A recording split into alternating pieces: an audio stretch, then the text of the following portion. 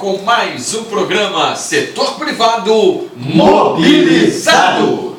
Aqui na Rádio Petroleira, programa que tem a responsabilidade da Secretaria das Empresas Privadas do Sindipetra RJ, cujo coordenador é o nosso professor Ivan Luiz, o homem que sabe o que diz. Valeu, Candal. Professor. Rapaz, depois do carnaval, rapaz, a coisa realmente, né, teve aí uma repercussão muito grande, teve passeata dos galinhos. Essa semana foi uma semana bastante conturbada. Mas voltando aqui para o nosso programa, então, na semana passada não teve, foi terça-feira de carnaval, né? Então seria o programa 99. Como não teve, hoje nós iremos fazer aquela nossa festa. Como não teve, na semana que vem, então, será o nosso 100º programa. E como é um número significado, de grande significância para nós vamos fazer aquela festa, né? Sim, com certeza. Natural. Então todos estão convidados, todos os internautas, todos os petroleiros, está todo mundo convidado para vir aqui na Rádio Petroleira.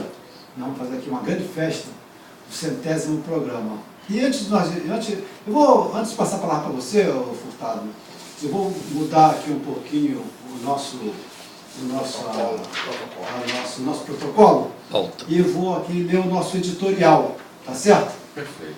O editorial é o seguinte: foi realizado um seminário no Sindipetra RJ, onde foi destacado por todos que as nossas instituições precisam ser fortalecidas, e não alguns privilegiados, como é o caso do grupo majoritário do nosso sindicato, que acabam se transformando em grupo autoritário, ou melhor, alguns diretores sustentados pelo voto de outros impõem as suas vontades e arbitrariedades, o que não deve ser entendido como democracia, né? E também como resultado de acordo de chapa. Ninguém em sã consciência faz acordo para ser massacrado e desrespeitado.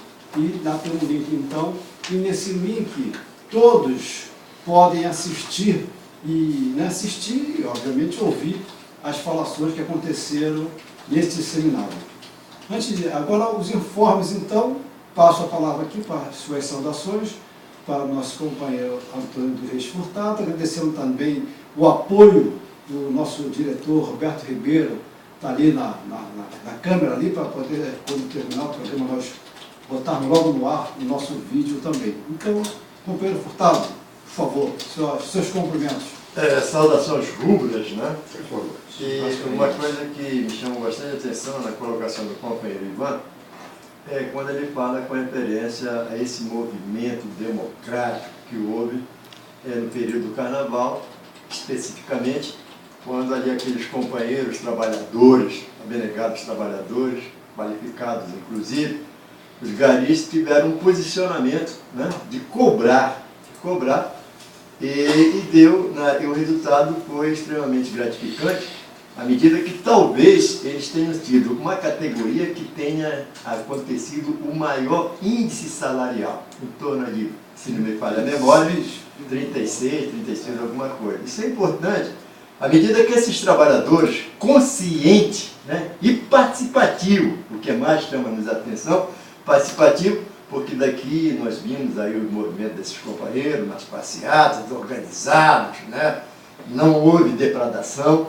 E é isso que é mais importante, porque nesses movimentos é que qualifica o trabalhador, né? E é assim que a gente consegue avançar. E quando o companheiro Ivan fala sobre isso aí, faz com que a gente se reporte que cada vez mais essa unificação que a gente sempre cobra, ela dá esse tipo de resultado. Companheiro Ivan.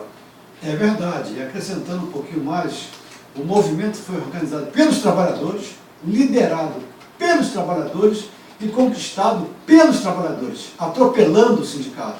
Lá no Comperj, quem está organizando todo o movimento lá são os trabalhadores atropelando o sindicato. Então, temos que entender, isso tem que ressoar aqui dentro desses tambores, e temos que entender que os trabalhadores podem atropelar o sindicato. Então o sindicato tem que fazer uma reflexão muito profunda, se aproximar muito da base, porque está sendo provado aí a ineficácia, né?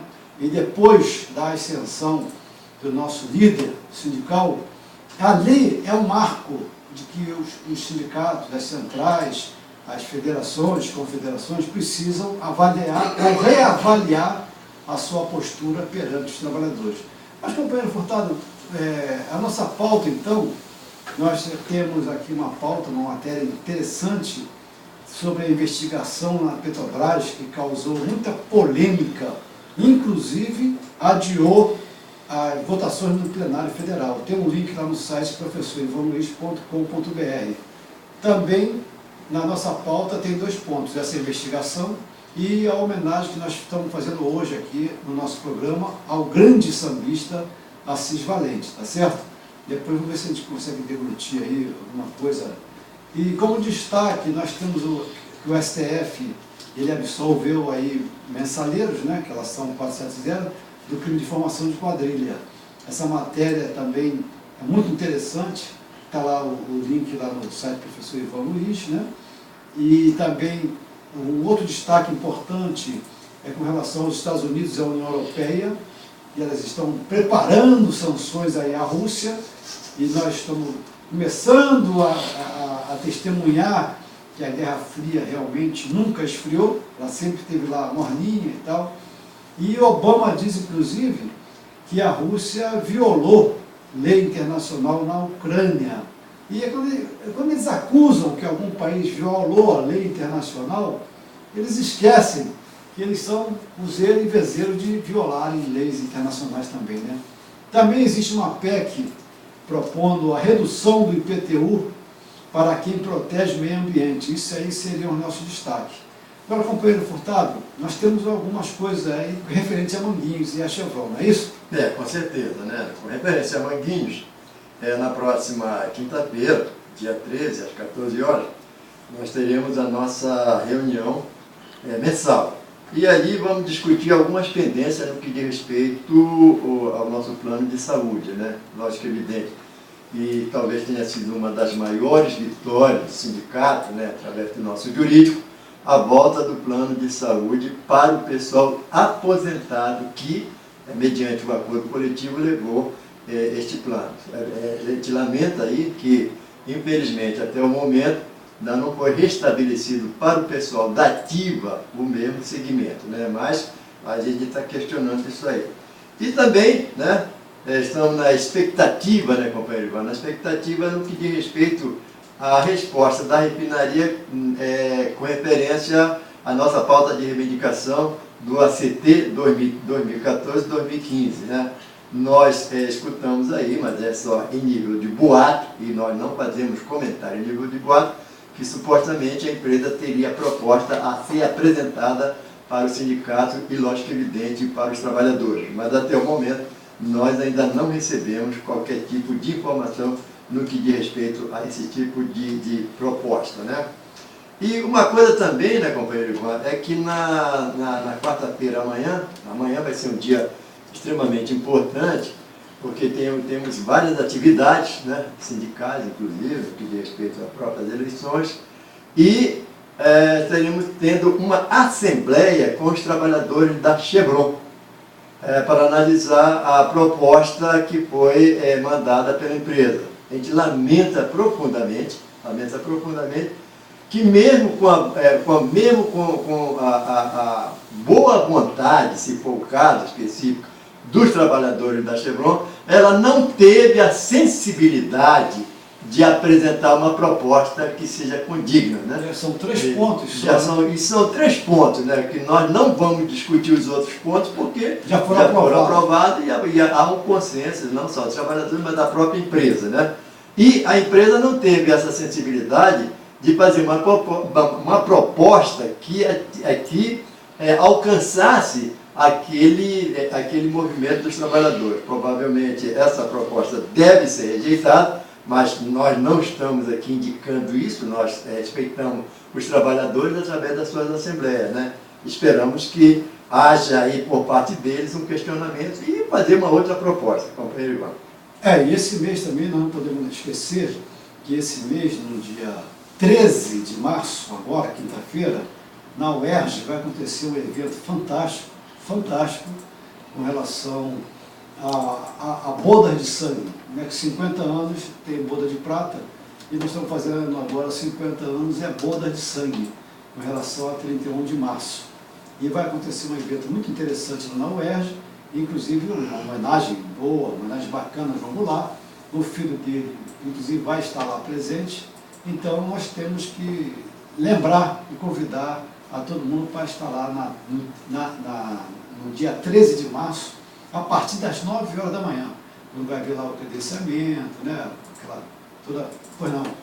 Então, professor, lembrando também que vai haver uma grande manifestação comemorando os 50 anos do discurso do João Goulart, ali na frente à Central do Brasil, a partir das 3 horas da tarde. Então, aqui é dia 13, né? Dia 13, por favor. Dia 13, que é quinta-feira, né? Às 3 da tarde ali, bem aonde aconteceu o comício mesmo, né, que acabou culminando aí no golpe militar de 64. É verdade. E esse mês, então, tem umas datas muito interessantes. 5 de março, por exemplo, de 1936, Sim. Prestes e Olga, eles foram presos, né? O ex-capitão do Exército, Luiz Carlos Prestes, e a sua mulher, A mando de Getúlio Vargas. procurado desde novembro de 1935, quando se deu o golpe contra o regime conhecido como a Intentona Comunista. Eles foram, então, presos, né? Depois de uma armação da polícia. É bom lembrar que esse episódio, se me permite aqui uma ilustração, professor, se deu em consequência exatamente de Getúlio Vargas ter chamado o Prestes, né, para tentar ganhar um apoio no seu governo, e o Prestes simplesmente se negou.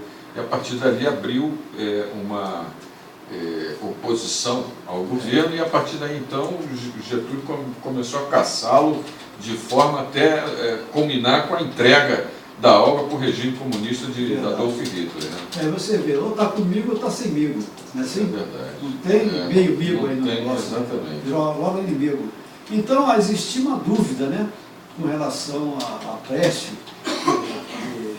A princípio existia essa dúvida aqui, em que ele encontrava-se no Brasil e tal, até serem efetuadas as prisões do agente do Comintern, Harry Berg, e do secretário do Partido Comunista, Adalberto Fernandes. Então, através de documentos e cartas que já foram encontradas em poder de ambos, dissiparam-se todas as dúvidas de que o líder vermelho tivesse se ausentado aqui do Brasil. E vai lá, então tem muita coisa importante lá registrado na nossa história. No dia 5 de março também, em 1953, foi a morte que encontrou Joseph Stalin, né? Também foi 5 de março. Você vê como esse mês é um mês marcante, né? Quando Moscou anunciou o falecimento do primeiro-ministro. Ele era, né? Tinha essa prerrogativa de ministro, realmente. Na noite, então, no dia 5, a Rádio Moscou transmitia a notícia da morte do primeiro-ministro e secretário-geral do Partido Comunista da Rússia, Joseph Stalin, o qual ele havia sofrido um derrame alguns dias antes e permanecia internado em um hospital da capital soviética. Isso aí também é mais uma notícia lá, mais uma matéria que está lá no site professorivanluiz.com.br. E no dia 8 de março, então, de 1975, a ONU oficializou um dia fundamental. Eu acho que Furtado sabe do que eu estou falando, não sabe, Furtado?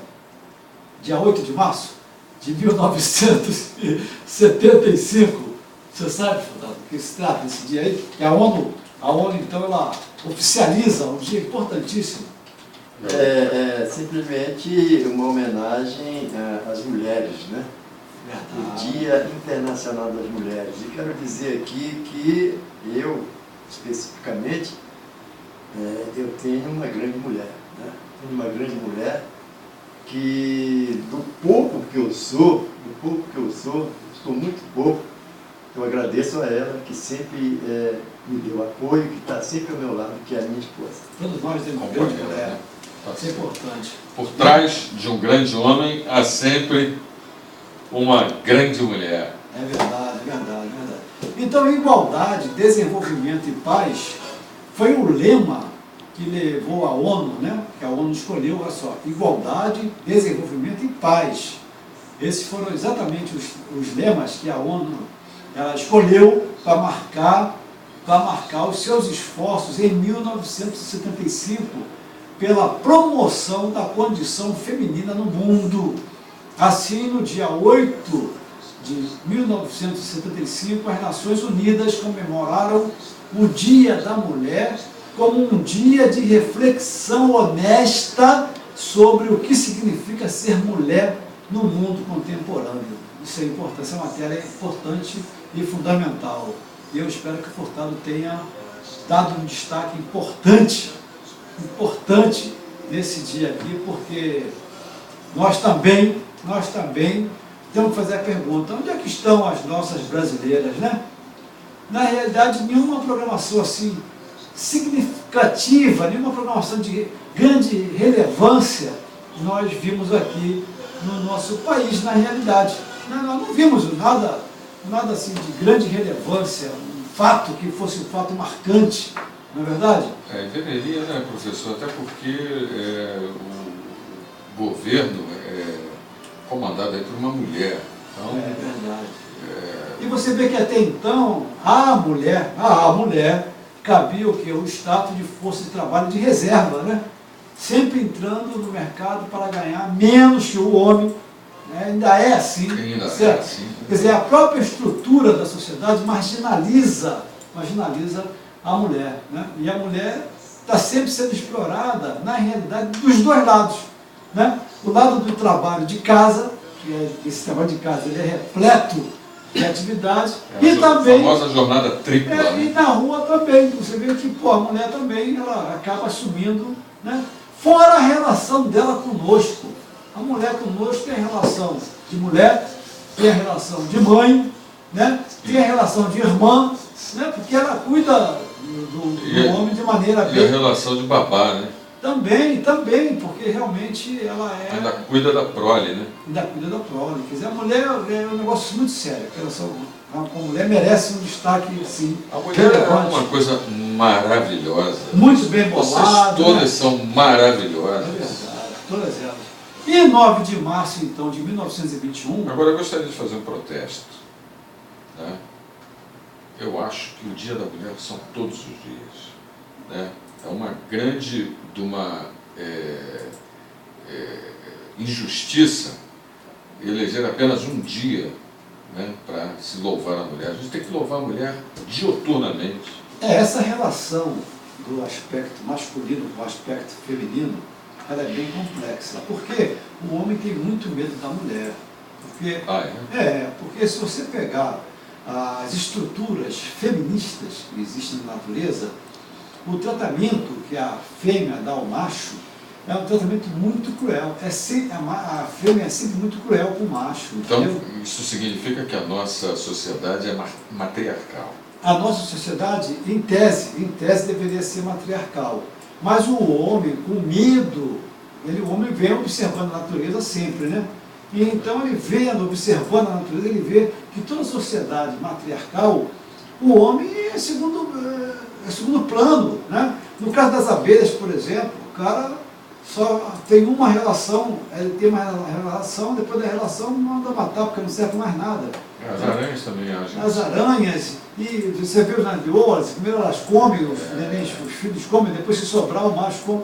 Então, e nas formigas, então tem várias sociedades no mundo, né, da natureza, em onde o homem ele é massacrado, rapaz, pela fêmea. Isso aí chega para os primitivos, e aí causa uma certa preocupação, ele vai e massacra a mulher antes. Quer dizer, o ideal é que sempre caminhe junto, lado a lado, a mulher sempre caminhando junto com o homem, né? Então, em 9 de março então, de 1921, foi decretado, e eu cheguei a ver, né, essa figura no Morro do Castelo. Lembra disso? O prefeito Carlos Sampaio. Decretado o fim do Morro do Castelo. Morro do Castelo. O decreto 1529. Brincadeira, é isso? Ali eles chegaram e passaram o rodo. Passaram o rodo realmente no nosso Morro do Castelo. Isso foi um destaque também importante que a gente deu, né? Na realidade, e você vê o seguinte, rapaz, nós juntamos, na realidade, 2 programas, né? Porque, por causa do feriado que houve, e nós agora, rapaz, temos que fazer, Castelinho, um destaque fundamental, que foi em 11 de março de 1958. O que aconteceu? Não, passa para lá para o Furtado. Não, é que talvez tenha acontecido um marco importante também na própria cultura brasileira. Foi que no dia 7 de 1808, a chegada da família real portuguesa no Brasil, né? Provavelmente ali, como nós éramos colônia, apesar que se contesta isso aí do que diz respeito à colônia, né, tenha mudado a essa estrutura, né? Essa estrutura antes éramos colônia portuguesa, hoje somos colônia do capital. Nós éramos colônia inglesa via Portugal. Via Portugal. Isso. E essa chegada da família real é importante porque ali tudo foi mudado como estrutura, né, administrativa. Mas eles vieram espontaneamente? Não, claro que não, porque foi o Bonaparte que botou eles para correr, né? Isso é uma verdade, certo? Porque o Bonaparte invadiu, está tentando invadir lá, e eles não tinham outra opção, vieram para o Brasil, né? Se bem ou mal, lógico, evidente, que não foi por bem que eles vieram pelo mal, porque estavam corridos, mas naquele fato e naquele momento, talvez tenha se mudado toda uma estrutura, né, administrativa, que naquela oportunidade era importante, e aí se demandou várias e várias, até a abertura dos portos, aí, e mesmo sendo contestado, mas aconteceram alguns fatos relevantes. Então, você fala da abertura dos portos. Como é que foi essa abertura do porto? Foi a abertura dos maiores portos? Porque para as nações amigas. Né? Só tinha uma nação amiga, né? Quer dizer, foi a abertura dos portos para o nosso reino inglês lá. Então aí mascara-se como nações amigas, entendeu? Quer dizer, então, rapaz, você vê, inclusive tem até eu lendo um livro da EPET sobre a Amazônia, tem uma citação interessante, quando o navio nosso foi pilhado, aqui dentro, pilhado, né? E aí Dom Pedro escreve para a rainha, beleza? Vem cá, que negócio é esse? Pô? Nós somos aliados, nós somos parceiros de negócio, nós convivemos pacificamente, como é que vem aqui pilhar aqui dentro? Que falta de respeito é essa? Aí a rainha chega e responde a Dom Pedro e fala o seguinte, olha só, país como o Brasil não devemos satisfação nenhuma. Então, essa relação. E os países só têm interesse. Da colônia com a matriz. Perdura até hoje esse tipo de exatamente igual. Quer dizer, você saiu da mão da Inglaterra e foi para a mão dos Estados Unidos, tá certo? Quer dizer, continua na realidade na mão do Reino Unido. Né? Por quê? Quem foi fundar lá? Os Estados Unidos. Tá certo? Então, você trocou de mão, entendeu? Nem muito assim, nem muito. Mas nosso homenageado, então, é o grande Assis Valente, rapaz. E o Assis Valente tem uma característica muito interessante. Ele era o preferido, sabe de quem, Furtado? De Carmen Miranda. Interessante, né? Ai, que lindo. Muito bom.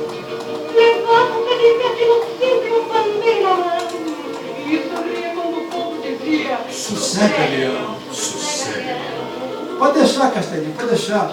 Porque, engraçado, rapaz, ainda não tinha nem anoitecido, nem haviam os sinos gemidos quando matou-se Assis Valente, o popular compositor. Eram 17 horas, isso na Praça do Roosevelt. Interessante que ele... Russell, né? Praça do Russell, ali onde que é o sistema da Luísa. Exatamente. Então você vê, o compositor baiano, Assis Valente, então, 46 anos, olha só, o cara com um talento fantástico. E ele foi autor de inúmeros sucessos, né? E, inclusive, ele foi considerado também um belo escritor, ele conseguiu Na realidade, ele era um suicídio em potencial. Né? Já tinha tentado suicídio várias vezes. Várias vezes. Infelizmente, na última. Impressionante, né, rapaz? Infelizmente, na última ele conseguiu o intento. Não conseguiu o intento, teve um êxito letal, né? É. Então ele foi encontrado morto sobre uma árvore na Praça do Roosevelt. Quer dizer, e não tinha nada ao redor dele, nada. E só tinha uma carta, né? Nessa carta, inclusive, ele explicava a razão do suicídio dele. E sabe qual foi a razão do suicídio do Assis Valente, esse talento nosso, que tinha na carta? Dívida. Né? Furtado tem um outro informe, mas acho que não cabe aqui.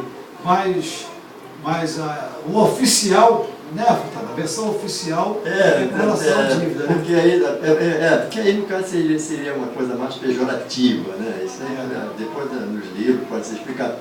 Mas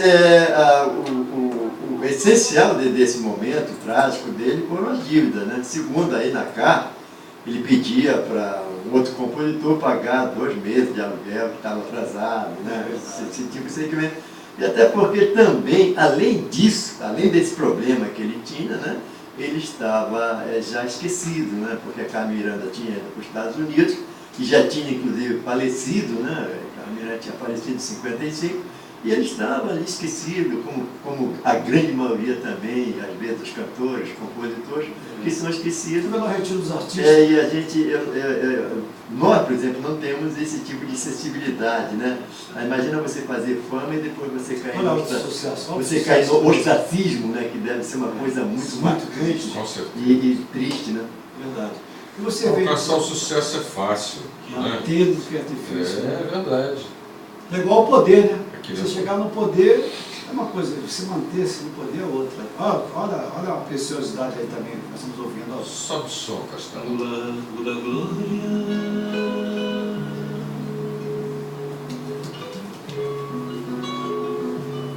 Onde foi achado?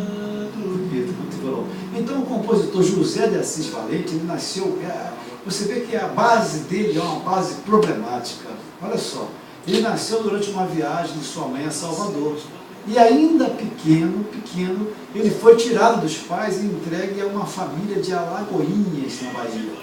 Né? Ele começou a trabalhar numa farmácia da capital baiana. E à noite estudava desenho e escultura no Liceu de Artes e Ofícios. Você também estudou no Liceu de Artes e Ofícios, né? Com muito orgulho. Eu também estudei no Liceu de Artes. Sociedade Propagadora. Aí você vê, em novembro de 1927, então ele viajou para o Rio. E aí conseguiu vender alguns desenhos, ilustrações e tal, para revistas aqui na capital. E em 1932, ele começou a compor sambas, incentivado por quem? Por Heitor dos Prazeres. E o seu samba tem Francesa no Morro, esse samba é maravilhoso. Jay, você conseguiu pegar o... Não, não. Tem Francesa no Morro, é fantástico esse samba, fantástico. Ele fez disponibilidade. É uma ironia que ele faz sobre a moda de se falar francês no Brasil. É fantástico esse samba, né? E foi lançado por Araci Corte, na Colômbia. E em 1933 ele entregou pessoalmente 2 sambas a Carmen Miranda, que passou a ser uma das suas principais intérpretes. No mesmo ano, ele compôs para as festas juninas a marcha Cai, balão, aqui na minha mão. Bacana, né? Com sucesso, grande sucesso, na realidade. E suas composições passaram a ser gravadas por grandes cantores da época. Em 1941, ele casou-se com Nadine, mas se separou no mesmo ano.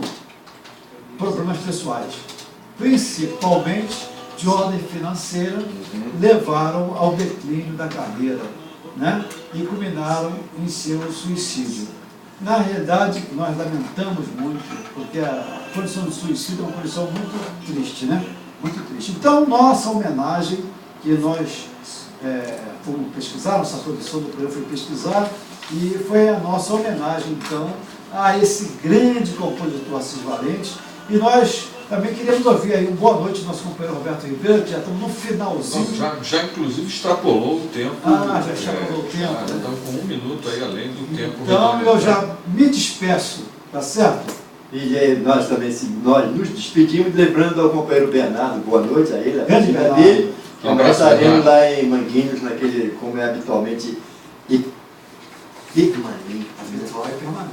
Sendo assim, estamos chegando ao final de mais um programa Setor Privado Mobilizado. aqui na Rádio Petroleira. Questão de soberania. Sonato Candal com apoio técnico do Castelinho DJ. Estaremos de volta na próxima terça-feira a partir das 19h30. Aqui música, informação e prestação de serviços. Muito obrigado pela sua audiência e até o próximo programa. Até lá! Rádio Petroleira, a voz do Sindipetro RJ, apresentou o programa Setor Privado Mobilizado. Ô, Ivan, qual foi a nossa